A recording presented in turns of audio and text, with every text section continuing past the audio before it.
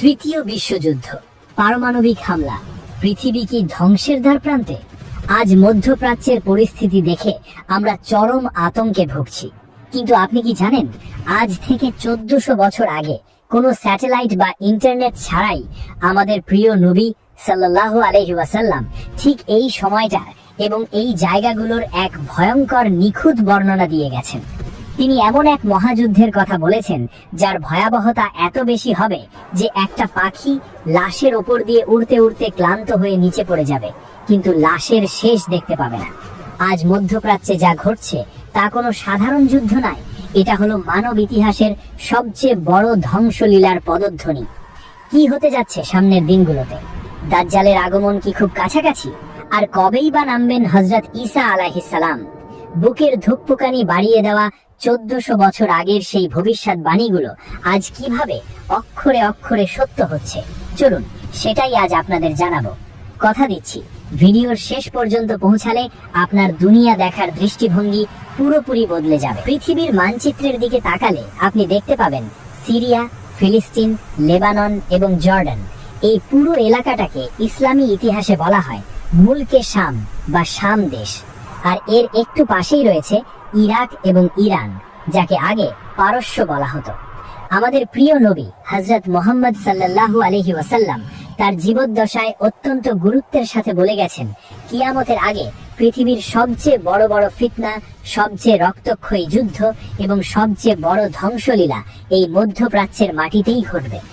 আজ আমরা ইসরায়েল আর ইরানের মধ্যে যে চরম উত্তেজনা দেখছি তা হয়তো কেবল একটি বিশাল ধারাবাহিক ধ্বংসের শুরু মাত্র। শেষ জামানায় যখন ফিতনা বা বিপদ শুরু হবে, তখন তা এমন ভাবে ছড়াবে যেমন তসবির সুতো ছিঁড়ে গেলে দানাগুলো একটার পর একটা মাটিতে পড়তে থাকে। কেউ শত চেষ্টা করেও তাকে আটকাতে পারবে না। ইসলামের সত্য বর্ণনায় পাওয়া যায় এই ধ্বংসলীলার একটি বড় সংকেত হলো ফোরাত নদী পুরোপুরি শুকিয়ে যাওয়া। এই ফোরাত নদী সিরিয়া এবং ইরাকের বুক চিরে প্রবাহিত হয়েছে। আজ বিজ্ঞানীরা প্রমাণ পেয়েছেন এবং আমরা নিজেরাও খবরে দেখছি যে ফোরাত নদীর পানি সত্যিই খুব দ্রুত শুকিয়ে যাচ্ছে। এর অনেক জায়গায় এখন শুধুই খাঁ বালি আর শুকনো পাথর, কিন্তু আসল ভয়ঙ্কর কথাটি লুকিয়ে আছে এর ঠিক পরের অংশে। আমাদের প্রিয় নবী হযরত মুহাম্মদ সাল্লাল্লাহু আলাইহি ওয়াসাল্লাম বলে গেছেন, ফোরাত নদী শুকিয়ে যাওয়ার পর তার নিচ থেকে সোনার একটি বিশাল পাহাড় বা সোনার খনি বের হয়ে আসবে। যখন এই বিপুল পরিমাণ সোনার সন্ধান পাওয়া যাবে, তখন পৃথিবীর বড় বড় পরাশক্তিগুলো, যাদের হাতে আজ পারমাণবিক বোমা আর অত্যাধুনিক অস্ত্র আছে, তারা সবাই সেই সোনার লোভে সেখানে পাগলের মতো ছুটে আসবে। শুরু হবে এক রক্তক্ষয়ী মহাযুদ্ধ। এই যুদ্ধের ভয়াবহতা এত বেশি হবে যে প্রতি 100 জন যোদ্ধার মধ্যে 99 জনই মারা যাবে। একটু কল্পনা করুন, 100 জনের মধ্যে 99 জন মারা যাবে, অর্থাৎ 99% মানুষ ধ্বংস হয়ে যাবে। চারদিকে রক্তের নদী বইবে। কিন্তু সবচেয়ে আশ্চর্যের বিষয় হলো, সেই যুদ্ধে অংশগ্রহণকারী প্রত্যেকটা মানুষ মৃত্যুর আগ মুহূর্ত পর্যন্ত ভাববে, হয়তো আমি সেই একজন যে বেঁচে যাব এবং এই বিশাল সোনার পাহাড় কেবল আমারই হবে। এই অন্ধ লোভ তাদের সবাইকে ধ্বংসের অতল গহ্বরে টেনে নিয়ে যাবে। আজ আমরা মধ্যপ্রাচ্যে তেলের জন্য বা ক্ষমতার আধিপত্য বিস্তারের জন্য যে যুদ্ধ দেখছি, তা হয়তো সেই সোনার পাহাড়ের মহাযুদ্ধেরই একটা পূর্ব প্রস্তুতি। যখন পরাশক্তিগুলো একে অপরের সাথে এভাবে লড়বে, তখন মুসলমানদের অবস্থা কেমন হবে? প্রিয় নবী হযরত মুহাম্মদ সাল্লাল্লাহু আলাইহি ওয়াসাল্লাম অত্যন্ত আক্ষেপের সাথে সাহাবীদের জানিয়েছিলেন, সেই সময় মুসলমানরা 4 দিক থেকে আক্রান্ত হবে। শত্রুরা মুসলমানদের ওপর এমন ভাবে ঝাঁপিয়ে পড়বে যেমন ক্ষুধার্ত মানুষ খাবারের থালার ওপর ঝাঁপিয়ে পড়ে। এই কথা শুনে সাহাবীরা অবাক হয়ে জিজ্ঞেস করেছিলেন, ইয়া রাসূলুল্লাহ, সেদিন কি আমরা সংখ্যায় খুব কম থাকব? তাই কি তারা আমাদের ওপর এমন ভাবে ঝাঁপিয়ে পড়বে? নবীজি দীর্ঘশ্বাস ফেলে বলেছিলেন, না, সেদিন তোমরা সংখ্যায় মোটেও কম থাকবে না, বরং তোমরা হবে কোটি কোটি, কিন্তু তোমাদের অবস্থা হবে সমুদ্রের ফেনার মতো। সমুদ্রের ফেনার যেমন কোনো নিজস্ব ওজন নেই, কোনো শক্তি নেই, বাতাস যেদিকে নেয় সেদিকে উড়ে যায়, মুসলমানদেরও ঠিক সেই অবস্থা হবে। তোমাদের শত্রুদের অন্তর থেকে তোমাদের প্রতি ভয় একেবারে দূর হয়ে যাবে, আর তোমাদের অন্তরে ঢুকে যাবে ওয়াহান নামক এক ভয়ঙ্কর ব্যাধি। সাহাবীরা চিন্তিত হয়ে জিজ্ঞেস করলেন, ইয়া রাসূলুল্লাহ, এই ওয়াহান কি জিনিস? নবীজি উত্তর দিলেন, দুনিয়াকে অন্ধের মতো ভালোবাসা আর মৃত্যুকে ভয় পাওয়া।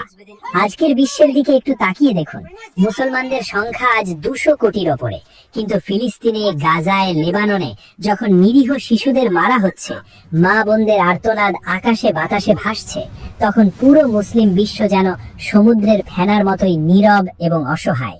কারণ আমাদের অন্তরে আজ দুনিয়ার মোহ, বিলাসবহুল জীবনযাপনের লোভ আর মৃত্যুর ভয় বাসা বেঁধেছে। আমাদের শত্রুরা এই দুর্বলতা খুব ভালো জানে। এই চরম ফিতনার সময় যখন সিরিয়া বা শাম দেশে যুদ্ধ ভয়াবহ আকার ধারণ করবে, যখন আকাশ থেকে আগুন ঝরবে, জমিন লাশে ভরে যাবে এবং পৃথিবীতে জুলুম ও অত্যাচার চরম সীমায় পৌঁছাবে, ঠিক সেই সময় মহান আল্লাহ রাব্বুল আলামিন মুসলমানদের রক্ষা করার জন্য একজন বিশেষ মানুষকে পাঠাবেন। তিনি কোনো নবী বা রাসূল হবেন না, তিনি হবেন আমাদের প্রিয় নবীজির বংশেরই একজন অত্যন্ত নেককার মানুষ। যখন সারা পৃথিবীর মুসলমানরা হতাশ হয়ে পড়বে, যখন মনে হবে আর বাঁচার কোনো পথ নেই, চারদিক শুধু অন্ধকার, তখন মক্কায় পবিত্র কাবার চত্বরে হাজারে আসওয়াদ এবং মাকামে ইব্রাহিমের ঠিক মাঝখানে একদল নেককার ইমানদার মানুষ এমন একজনকে খুঁজে পাবেন। তিনি নেতৃত্ব চাইবেন না, বরং তিনি নেতৃত্ব থেকে পালিয়ে বেড়াবেন, কিন্তু সেই ইমানদার মানুষগুলো তাকে চিনে ফেলবেন এবং এক প্রকার জোর করেই সেই বিশেষ ব্যক্তির হাতে বায়াত বা শপথ গ্রহণ করবেন। তখন তিনি বুঝতে পারবেন যে আল্লাহ তাকে মুসলিম বিশ্বের নেতৃত্ব দেওয়ার জন্য মনোনীত করেছেন। তিনিই হলেন সেই প্রতিশ্রুত হযরত ইমাম মাহদী আলাইহিস সালাম। তার নাম হবে আমাদের প্রিয় নবীজির নামের মতো মুহাম্মদ। তার বাবার নামও হবে নবীজির বাবার নামের মতো আব্দুল্লাহ। তিনি দেখতে অত্যন্ত সুন্দর হবেন, তার কপাল হবে প্রশস্ত এবং নাক হবে খাড়া। কিন্তু পৃথিবীর জালিম শাসকরা কি সহজে তাকে মেনে নেবে? কখনোই না। যখনই ইমাম মাহদীর আত্মপ্রকাশের খবর দামেস্কো, সিরিয়া এবং বর্তমানের এই জালিম শাসকদের কানে পৌঁছাবে, তখন তাদের সিংহাসন কেঁপে উঠবে। তারা বুঝতে পারবে এই সেই ব্যক্তি যিনি পুরো পৃথিবীকে আবার ন্যায় বিচারে ভরে দেবেন এবং তাদের জুলুমের অবসান ঘটাবেন। তাই তাকে হত্যা করার জন্য, ইসলামকে চিরতরে মুছে ফেলার জন্য সিরিয়া থেকে এক বিশাল, শক্তিশালী এবং অত্যাধুনিক অস্ত্রে সজ্জিত সেনাবাহিনী মক্কার দিকে রওনা হবে। এই সেনাবাহিনী হবে অত্যন্ত অহংকারী এবং নিষ্ঠুর। তারা মদিনা পার হয়ে মক্কার দিকে দ্রুত গতিতে এগিয়ে যাবে। তাদের মনে থাকবে শুধু রক্ত পিপাসার, যেভাবেই হোক মক্কায় পৌঁছে ইমাম মাহদীকে শেষ করতে হবে। কিন্তু তারা জানে না, মহান আল্লাহর ফায়সালা কেউ বদলাতে পারে না।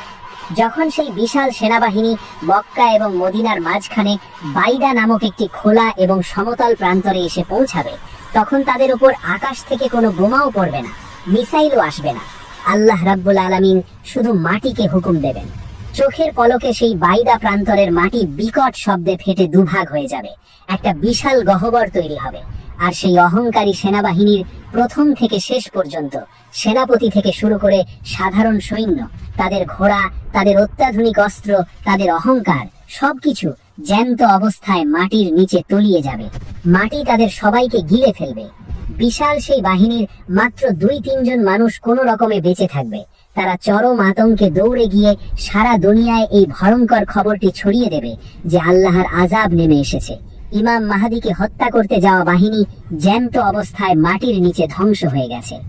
এই অলৌকিক এবং রোমহর্ষক ঘটনা যখন সিরিয়া, ইরাক, ইয়েমেন এবং বিশ্বের আনাচে কানাচে পৌঁছাবে, তখন সেখানকার বড় বড় আলেম, আবদাল এবং নেককার মানুষরা বুঝতে পারবেন যে যিনি মক্কায় অবস্থান করছেন তিনি আর কেউ নন, তিনি হলেন সেই প্রতিশ্রুত হযরত ইমাম মাহদী আলাইহিস সালাম। তখন তারা সব ভয় উপেক্ষা করে দলে দলে মক্কার দিকে ছুটে যাবেন এবং তার হাতে হাত রেখে জিহাদের শপথ গ্রহণ করবেন। শুরু হবে এক নতুন অধ্যায়। ইমাম মাহদী একটি ছোট কিন্তু ইস্পাতের মতো কঠিন ইমানদার বাহিনী নিয়ে সিরিয়ার দিকে রওনা হবেন, কারণ সিরিয়াই হলো শেষ জামানার আসল রণাঙ্গন। এই সময় পৃথিবীর পরিস্থিতি হবে কল্পনার চেয়েও ভয়াবহ। পারমাণবিক যুদ্ধ, অজানা মহামারী এবং খাদ্যাভাবের কারণে পৃথিবীর জনসংখ্যা এমনিতেই অনেক কমে যাবে, কিন্তু আসল ধ্বংসলীলা তখনও বাকি। এই সময় মুসলিমদের সাথে রোমান বা খ্রিস্টানদের, যাদের আমরা এখন পশ্চিমা বিশ্ব বা ইউরোপ, আমেরিকা বলি, তাদের একটি শক্তিশালী শান্তি চুক্তি হবে। তারা মিলে একটি অভিন্ন এবং ভয়ঙ্কর শত্রুর বিরুদ্ধে যুদ্ধ করবে এবং জয়লাভও করবে। কিন্তু এই বন্ধুত্ব বেশি দিন টিকবে না। যুদ্ধের পর যখন তারা এক জায়গায় বসে বিজয় উদযাপন করবে, তখন এক অহংকারী খ্রিস্টান সৈন্য একটা ক্রুশ উঁচু করে ধরে চিৎকার করে বলবে, আজ ক্রুশের জয় হয়েছে, যিশুর জয় হয়েছে। এই কথা শুনে পাশেই থাকা একজন মুসলিম সৈন্য তার রাগ সামলাতে পারবে না। সে গর্জে উঠে বলবে, না, জয় কেবল আল্লাহের হয়েছে। এই বলে সে ওই খ্রিস্টান সৈন্যকে আঘাত করে হত্যা করে ফেলবে। আর ঠিক এই একটি ঘটনাই হবে সেই মহাযুদ্ধের বা আল মালহামাতুল কুবরার স্ফুলিঙ্গ। এই স্ফুলিঙ্গ এমন এক দাবানল তৈরি করবে যা পুরো পৃথিবীকে গ্রাস করে নেবে। পশ্চিমা বিশ্ব চরম ক্ষোভে এই শান্তি চুক্তি ভেঙে ফেলবে। তারা বলবে, মুসলমানরা আমাদের সাথে বিশ্বাসঘাতকতা করেছে। তারা বিশাল এক আন্তর্জাতিক জোট তৈরি করবে। নবীজি বলে গেছেন, তারা ৮০টি দেশের পতাকা নিয়ে মুসলমানদের বিরুদ্ধে সিরিয়ার দিকে ধেয়ে আসবে। প্রতিটি পতাকার নিচে থাকবে ১২,০০০ সৈন্য, অর্থাৎ প্রায় ১০ লাখের কাছাকাছি এক বিশাল দানবীয় সেনাবাহিনী। তাদের কাছে থাকবে সর্বাধুনিক প্রযুক্তি আর ভয়ঙ্কর সব মারণাস্ত্র। তাদের লক্ষ্য হবে একটাই, সিরিয়ার মাটি থেকে ইসলামকে এবং মুসলমানদের চিরতরে মুছে ফেলা। তারা সিরিয়ার দাবিক বা আমাক নামক প্রান্তরে এসে তাদের বিশাল তাঁবু ফেলবে। অন্যদিকে হযরত ইমাম মাহদী আলাইহিস সালামের নেতৃত্বে মদিনা, ইরাক, ইয়েমেন এবং অন্যান্য জায়গা থেকে আসা মুসলমানদের সেরা মুজাহিদ বাহিনী তাদের মোকাবিলা করার জন্য প্রস্তুত হবে। তারা সিরিয়ার দামেস্কের কাছাকাছি গুতা নামক জায়গায় অবস্থান নেবে। এই যুদ্ধ কোনো সাধারণ যুদ্ধ হবে না, এটি হবে মানব ইতিহাসের সবচেয়ে রক্তক্ষয়ী এবং ভয়াবহ লড়াই। যুদ্ধের ময়দানে যখন দুই বাহিনী মুখোমুখি হবে, তখন খ্রিস্টানরা মুসলিমদের প্রস্তাব দেবে, তোমাদের মধ্য থেকে যারা আমাদের ধর্ম ছেড়ে তোমাদের ধর্মে গেছে, অর্থাৎ যারা ইসলাম গ্রহণ করেছে, তাদের আমাদের হাতে তুলে দাও। আমরা শুধু তাদের সাথে যুদ্ধ করব, তোমাদের সাথে আমাদের কোনো শত্রুতা নেই।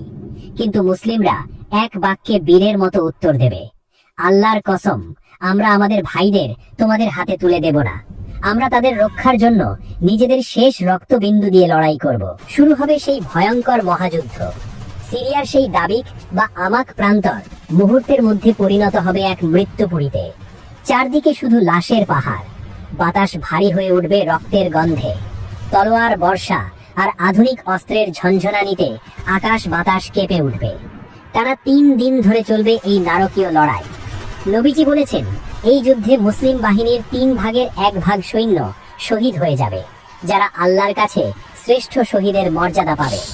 আরেক তৃতীয়াংশ সৈন্য যুদ্ধের ভয়াবহতা দেখে, লাশের স্তূপ দেখে ভয়ে ময়দান ছেড়ে পালাবে। নবীজি বলেছেন, যারা এই ময়দান ছেড়ে পালাবে, আল্লাহ তাদের তওবা কখনোই কবুল করবেন না। বাকি রইল শুধু ১/৩ সৈন্য। এই অল্প সংখ্যক মুজাহিদ, যাদের নেতৃত্বে আছেন স্বয়ং হযরত ইমাম মাহদী আলাইহিস সালাম, তারা মৃত্যু ভয় সম্পূর্ণ জয় করে নেবেন। তারা নিজেদের মধ্যে শপথ করবেন, হয় আমরা বিজয়ী হয়ে ফিরব, না হয় এই ময়দানেই শাহাদত বরণ করব, কিন্তু আমরা এক কদমও পিছু হটব না। শুরু হবে ৪র্থ দিনের যুদ্ধ। এটি ছিল এক চরম অসম লড়াই। ১০ লাখের কাছাকাছি পশ্চিমা সৈন্যের বিপরীতে মুষ্টিমেয় কয়েকজন মুসলিম।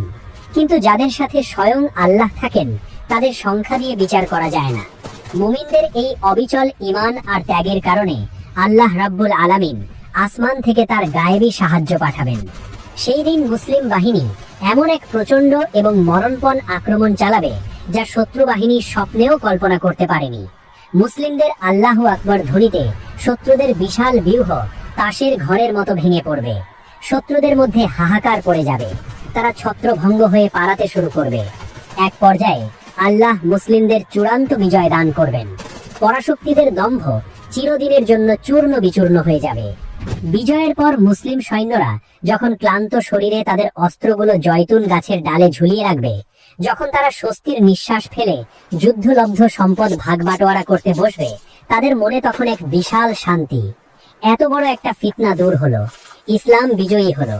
কিন্তু তাদের এই আনন্দ বেশিক্ষণ স্থায়ী হবে না। হঠাৎ করেই এক বিকট চিৎকার শোনা যাবে। কেউ একজন চিৎকার করে বলবে, হে মুসলমানরা, তোমরা এখানে বসে সম্পদ ভাগ করছো, আর ওদিকে তোমাদের বাড়ি ঘরে তোমাদের পরিবার পরিজনের কাছে দাজ্জাল হানা দিয়েছে, দাজ্জাল বেরিয়ে পড়েছে। দাজ্জাল, এই নামটা শোনা মাত্রই মুজাহিদদের বুকের রক্ত হিম হয়ে যাবে। যে দাজ্জালের ফিতনা থেকে বাঁচার জন্য আদম আলাইহিস সালাম থেকে শুরু করে শেষ নবী পর্যন্ত সবাই সতর্ক করেছেন, সেই দাজ্জাল।